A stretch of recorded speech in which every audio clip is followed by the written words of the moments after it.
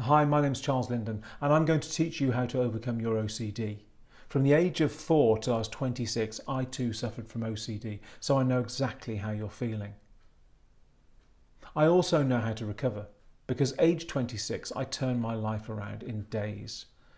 Contrary to the advice and the evidence from psychologists and doctors and psychiatrists who told me that I'd always have to use coping strategies and anxiety management to deal with my anxiety and my OCD, I completely removed my disorder, and from that day to this I have not experienced OCD, anxiety, panic or any of the phobias and fixations and compulsions that my anxiety drove me to. And since then I've shown tens of thousands of people how to recover too. I formed an organisation called Linden Education, and we teach practitioners, anxiety recovery practitioners, to teach other people how to overcome their anxiety conditions. And I call them conditions because these are anxiety conditions, not disorders. Anxiety is a disorder. Fear is an emotional response, and anxiety is the disorder of that emotion.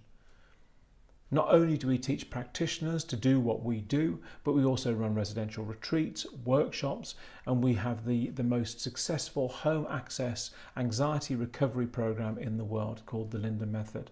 When you access the Linden Method, you will be given the simple tools that will completely deconstruct your OCD, that will take the subconscious anxious mechanisms that cause and perpetuate your OCD and completely dissolve them.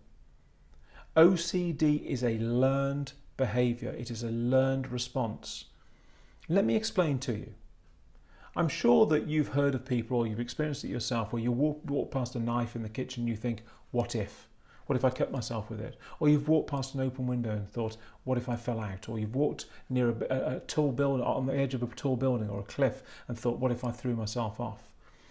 You know those things that drive you not to walk on the cracks in the pavement? All of those sort of superstitious things that people talk about. That's what we're talking about here, because all of those things, all of them without exception, are driven by fear. They're all driven by risk assessment. When you do your risk assessments within your OCD, you're asking the question, what if?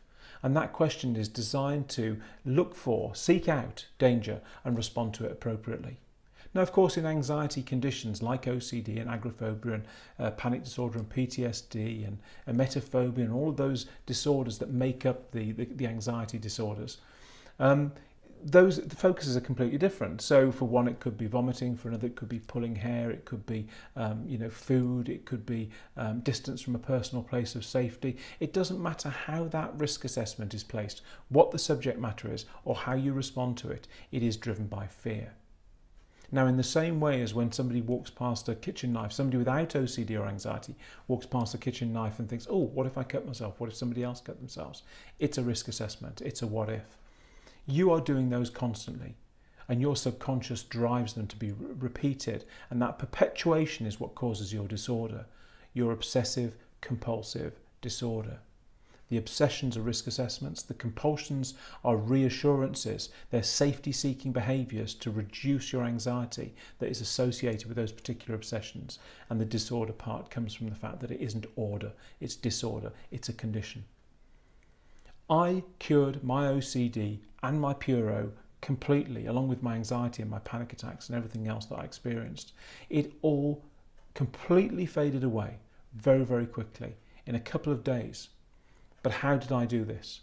I put in place a process that sends the correct signal through your senses back to your subconscious that switches off the fear responses that drive those risk assessments, those what ifs, and therefore in the absence of being able to produce risk assessments and therefore respond to them in a catastrophic way as you do now, you completely switch off the disorder associated with your OCD and with your anxiety. It switches off centrally, neurologically, in the deep part of your brain called the autonomic nervous system, the part responsible for emotional response.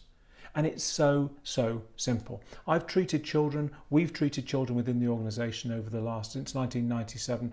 We've treated tens of thousands of people with OCD, probably over 100,000 now. And without exception, they recover. Why? because this is the only way to recover. It's like eating to cure hunger. The only way to do this successfully is to remove the anxiety that drives the emotional response, and therefore creates the risk assessments, and therefore those risk assessments that drive your OCD are switched off, and you cannot suffer from OCD. It's one of those things that is completely systemic in the human body. As I say, it's like eating to cure hunger. The only way to cure hunger is to eat. Your body sends out hunger signals and your stomach growls. It tells you you need fuel. You ingest food. The ingested food then sends signals from the stomach back to the subconscious mind to say you can turn off the hunger signals because I have just taken on fuel. And then when your stomach is emptied again, the same thing happens again. It's how you perpetuate life in humans. It's how we perpetuate the species. We are driven to do those things that both keep us fit and healthy, that sustain us, and also perpetuate the species. And the way that that happens is through pleasure. Emotions are there to give us the physiological response to our environment.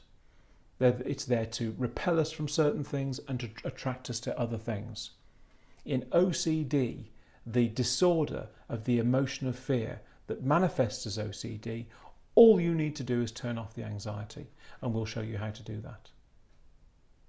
Cognitive therapy, hypnosis, medication, NLP, EFT, all of these things are treatments. I admit they're treatments, but they're treatments that don't work. In the same way as there's only one cure for cut skin, if you go to a pharmacy and ask and say, I've cut my thumb, I need some kind of treatment, they'll give you plasters, they'll give you disinfectants, they'll give you a whole manner of things that creates a $1 billion industry every year. But is it the solution? What in all of those things is the solution?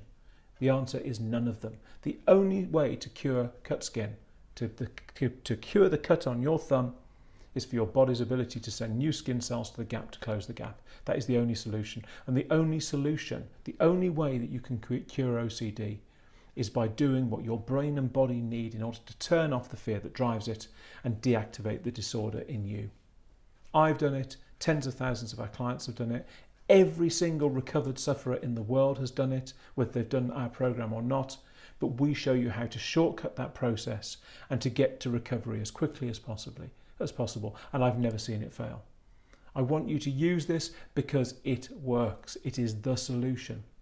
And we've had thousands over the years of psychologists, research psychologists, neurologists, psychophysiologists, all kinds of ists look at what we do, and without exception they confirm that what we teach people switches off anxiety, switches off these disorders, switches off OCD, panic disorder, agoraphobia, and all those associated conditions permanently, logically, sensibly, with common sense instruction, huge amounts of fantastic support from our team, and a resource that is unmatched in any way.